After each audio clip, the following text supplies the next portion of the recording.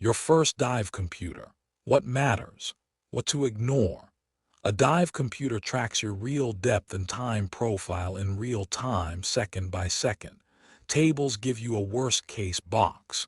The computer lives inside your actual dive, which means longer, safer bottom times when you read it right. 4 things matter. 1. A clear, readable display you can check at a glance, even at depth. 2. Nitrox capability. You'll want it sooner than you think. 3. Access to conservatism settings so you can dial in your own safety margin. And 4. A battery you can live with. Replaceable or rechargeable with solid runtime. Both work. Wrist computers are always on you, easy to check, and double as a surface watch. Console computers sit on your gear and stay out of the way, but you have to lift them to look.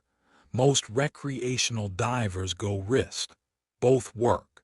Pick the simplest computer you won't outgrow. A clear screen, Nitrox, real conservatism control, that's the floor.